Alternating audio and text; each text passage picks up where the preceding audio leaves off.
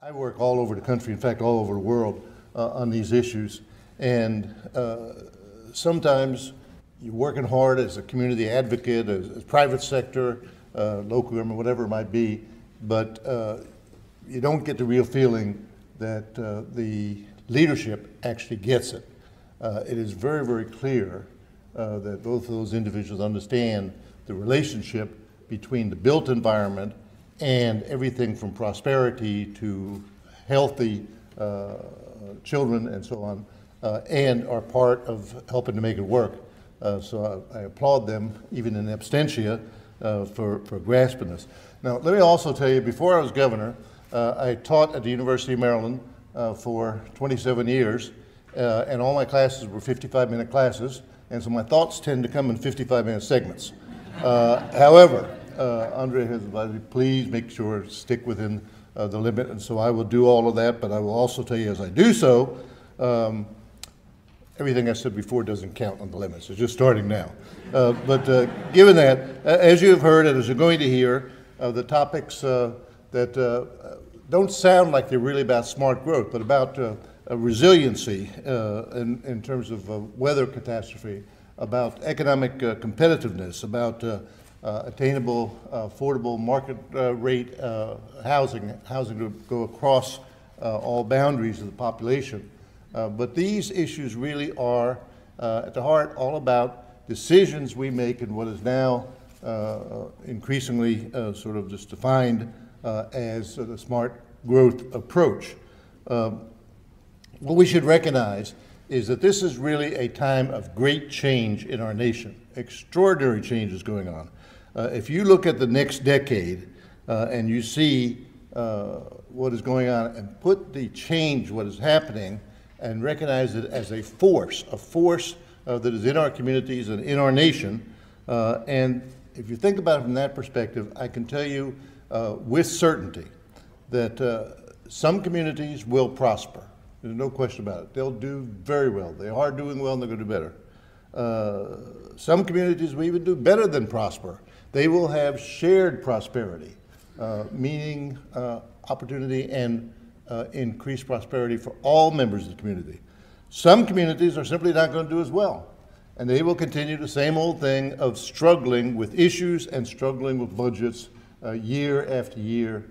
And then lastly, and unfortunately, and we see it in all different types of communities, central cities, suburbs, rural areas, unfortunately, some communities will in fact collapse.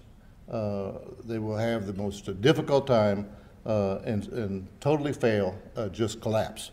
Now, having said that, what I think is important to remember, and most of you know this, and that's why you're here, is that this is not just by chance. It's not just a roll of the dice, what's going to happen to our community. It is about deliberate, specific decisions that we make. Two things are really essential. One is to recognize the changes that are going on and the energy behind those changes, and then secondly, to recognize how do we change policy, how do we change approach to really harness that energy in a way that's good for the entire community. It's making the right decisions and understanding this that will make the difference. If you understand the trends and if you adjust policy, adjust your planning and development approaches, you'll be able to capture the power behind those changes. And it is clear to me that a lot of communities in Massachusetts are doing exactly that. The biggest of the changes, by the way, as one has been discussed a lot recently because of national politics, but sometimes we don't focus on it as much at the local, state and local level. But the biggest change is the growing inequity that is pulling our country apart. What we have to understand is that indeed there is a shrinking middle class. Sure, go in the right direction, right? This is a study that just came out by the Pew Research Center, and what they have found very, very clearly all across the country is that the middle class is losing ground as a share of the population and a share of the aggregate household for middle wealth is declining significantly. Wealth is being concentrated, and what is happening and what is very clear here from their study is that our metropolitan areas, and this is not just the big areas like Boston or the medium-sized, although I say medium-sized, my dad used to say, learn one new thing every day and you're going to do well. I just learned yesterday that Worcester is the second largest city in all of New England. You got to get that out. I didn't know that. You know, that's an important selling point as well. So, but in any case, got off track there. But if you see what is happening, our metropolitan areas are in danger of becoming places of very wealthy and places of very poor, and the middle class struggling. That is in part what is fueling part of the national debate. That is why you see attractiveness to candidates on the far left and the far right, but when you really look at what's being said and what's going on, a lot of it is about this inequity and the frustration that comes out of it. I would even go further and say in some cases where there's a quick resort to violence after a police incident or something like that, yes, the police-community relations issue is major and must be addressed, but when you have, as was in the neighborhood in Baltimore where the riots erupted, young African Americans with 51% unemployment, you should not be surprised if the tension is that high. And that's why I say that this inequity and the growth rate of that inequity is so extraordinarily important. What we should remember as well, and I was very pleased to hear Ed, the city manager, talk about this. What we should remember is that for most of the middle class, the income is not just the wage-earned income. It is the provision of services in a community as well. So having a quality public education program, having a healthy community with parks and places where children can be and be children, having a transit system that are walkable planning where jobs and housing are located together so that people can get to those jobs. For lower income people, they often spend as much as 40% of their disposable income on transportation. And yet decisions can be made about the location of jobs and people, or decisions about the access on transit that can really cut into that tremendous cost of 40%. I note that not only here in Worcester, but places like Summerfield, not far from here, are really trying to balance their economic growth with jobs and with housing and transportation, with the focus on making it attainable and accessible for all. That is, when I say this is not about chance, that is what really has to take place, is a recognition that this is a real issue out there. We are making decisions about housing, we're making decisions about transportation, about jobs. Let's do it in the context of how do we address, how do we start to reverse these trends of concentration of the poor and the wealthy.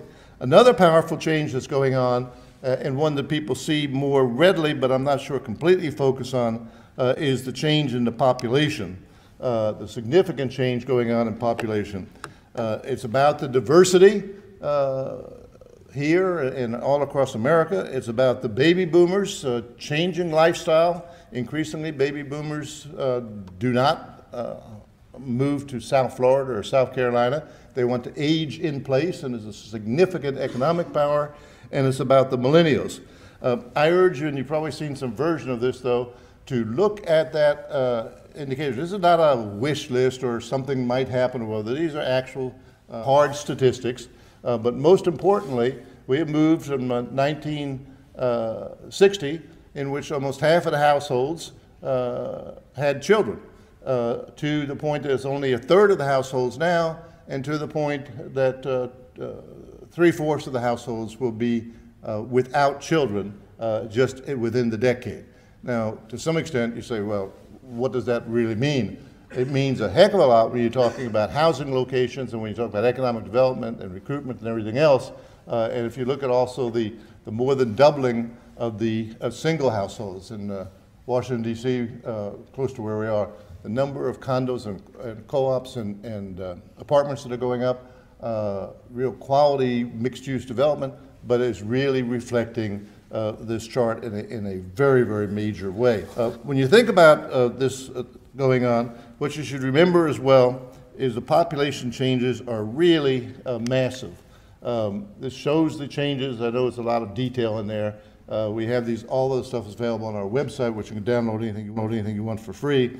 But most importantly to remember is the emergence of the millennials. The baby boomers shaped the community, the world that we have today, with the emphasis on cars and roads. So, you get a 2,000-pound car to drive 4 miles to get 1 quart of milk. And that was part of the philosophy of the way we grew. There are now more millennials coming online than there ever were baby boomers. And the millennials are different. Who knows what happened in terms of genetics of things and all, but the millennials really do focus on things like walkable communities. Things we're going to require significant changes in zoning. That's why I'm so pleased with the zoning bill moving ahead, which was a first major step on this since 1970, I think, right? But the baby boomers also, one of the more interesting things is they don't like traditional office parks. They have an entirely different way of living. They don't mind working until 9 o'clock at night. When they go down that elevator, though, they want to be able to walk across the street, meet a friend or something, and get a drink. My son does this all the time. He's 35. I'm sure he gets a cup of coffee or whatever it is at 9 o'clock at night. But they want to be able to do that. And then, like my son, they want to be able to get on the metro. He lives in Washington, D.C., go 2 stops, be home, meet up with his wife, walk to dinner. He's got 22 restaurants around him where he lives. And that has become the standard. Now, to some extent, what does that really mean? Well, we did a study, and again, it's on our website, of 500 companies that in the last 18 months moved from traditional office parks, traditional suburban areas, to either central city or urbanized suburbs. And we asked basically why. The number one thing that came out of that is they had to move to capture the workforce of the millennials. The millennials, when I was graduating, and I see a few other gray hairs here, but when we graduated from college, we said, where are the jobs? And that's where we went. The millennials say, where do I want to live? And that's where they go, and then they look for a job. Well, these companies are finding very quickly the change is necessary. One good example, the Lieutenant Governor mentioned the office park, and she did say the right office park in the right location. But probably the most famous office park in the United States was the Research Triangle in Raleigh-Durham. This was the gold standard for years and years. They have, in fact, decided to totally rework everything there. They were losing tenants. I talked to the woman who was the executive director of that. The companies were all moving into the cities. They were moving into Raleigh or into Durham or what's the third one there? In any case, one of the cities. And so that's the office park as it exists on the side, and this is what they are developing, and those buildings are all retail on the ground floor.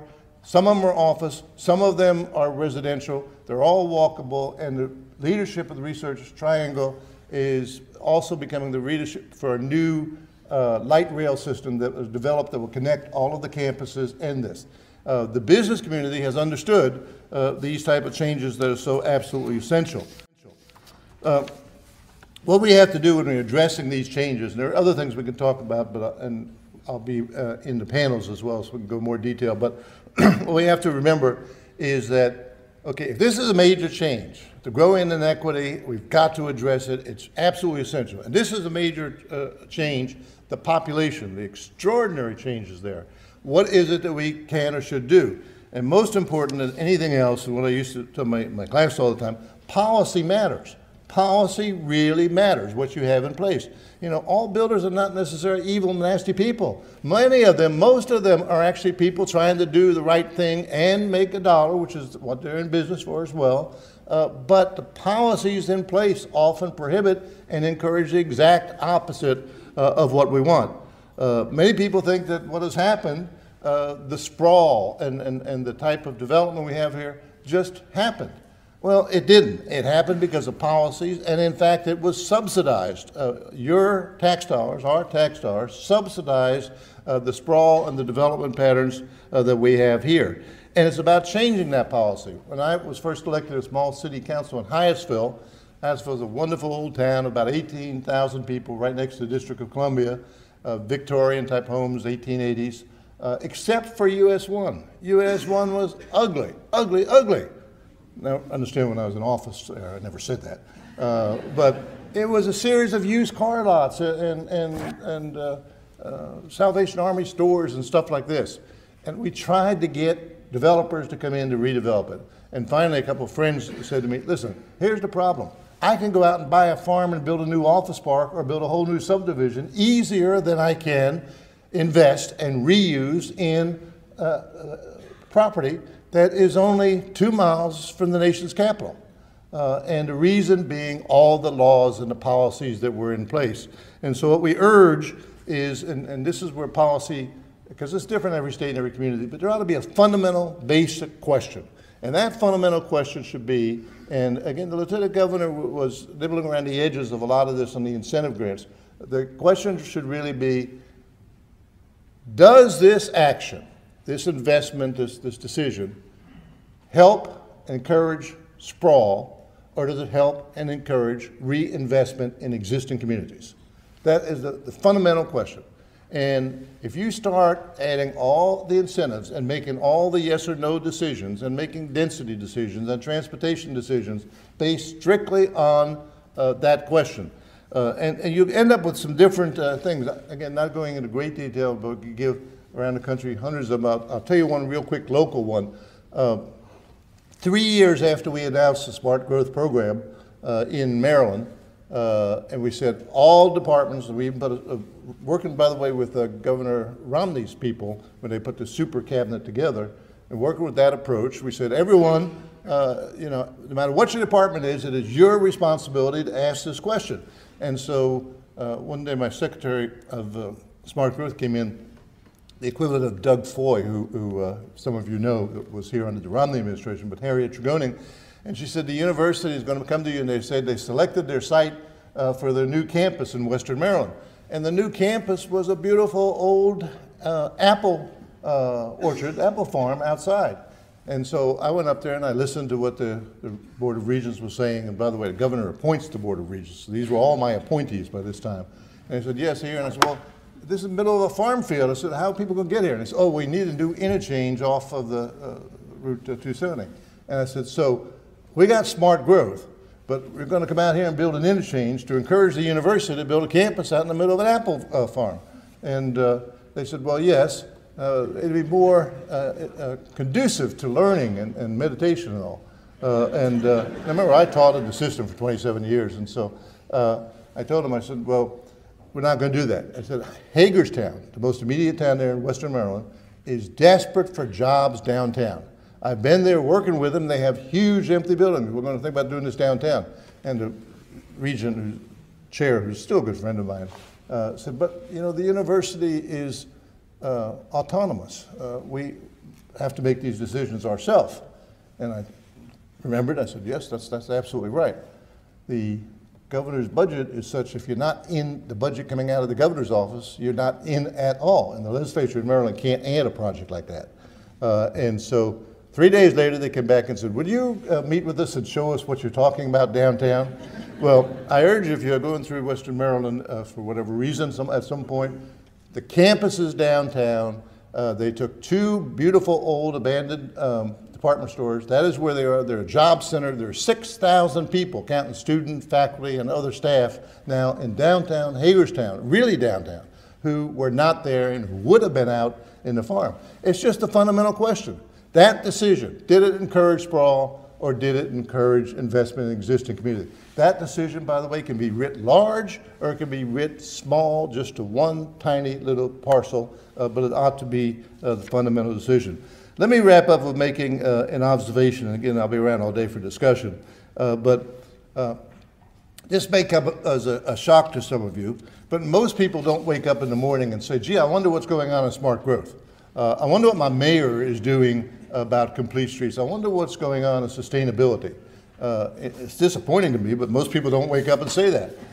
And so what they are concerned about, though, is jobs.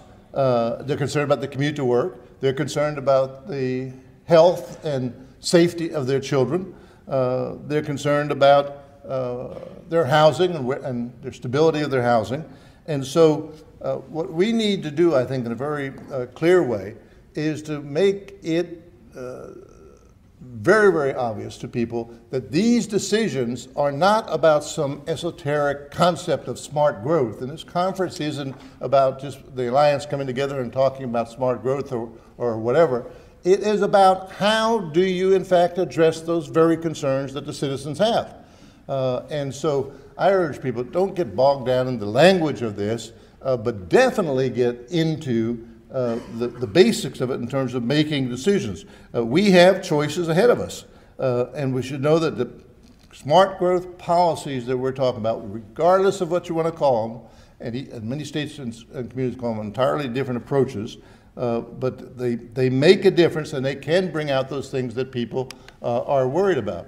What we're really talking about here is the recognition that smart growth policies with the density, with the less reliance on parking, with the mixed use, produces an extraordinary higher yield per acre. And again, we have some studies on this on our websites. Please go on there and look at them and see the tremendous difference.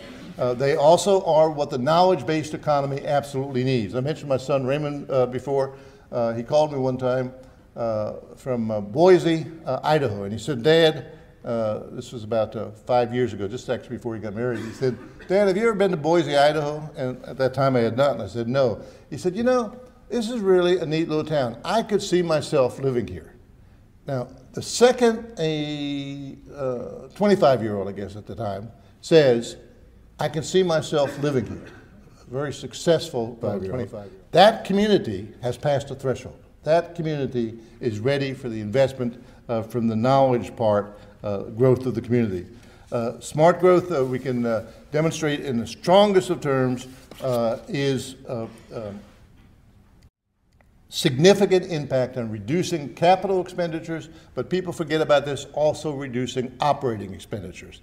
It is much easier to provide fire protection or police protection or whatever when you have people in densities that are comparable to the community. You don't want to go out and, as someone told me one time in Long Island, don't Manhattanize Long Island. Well, you don't want to do that here, but you do want to increase significantly the densities and make this work. We've been working with communities all across the country. This one here, for example, is Santa Monica, and the deliberate policies that they've brought together. The fiscal return on just this one block compared to what it was prior to this people-oriented investment is significant. There's another whole round, a burst of activity going on in Bethesda, Maryland. Most people know Bethesda. It is now almost tripling in population. It is a transit-oriented development. And these communities will prosper. They will do very, very well. Other communities are going to continue to struggle, and unfortunately, as I said, some will totally collapse. The most important thing to remember, though, is we can make a difference. Just a series of decisions and people coming together, deciding what it is you want, and most importantly, I think that shared prosperity and that receptiveness to the change in population and bringing all that together can mean either you end up on the end where shared prosperity or you end up on a declining community. It's clear to me that a number of Massachusetts communities are moving in the right directions. It's also clear to me, though, both the equity issue and the population change is like a tsunami coming at us. And I think the pace of these change and the pace of the discussions from both the private sector and public sector really must be accelerated a little bit in order to be truly competitive. Thank you very much.